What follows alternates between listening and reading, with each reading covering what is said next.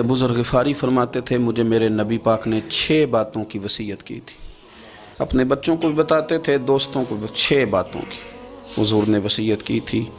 सबसे पहले हुज़ूर ने फरमाया था, अबू ज़र मिस्कीनों से मोहब्बत करते रहना। दूसरा, नबी पाक सल्लल्लाहु अलैहि वसल्लम ने फरमाया था, जब भी देखना नीचे वालों को देखना, ऊपर वालों को ना देखना।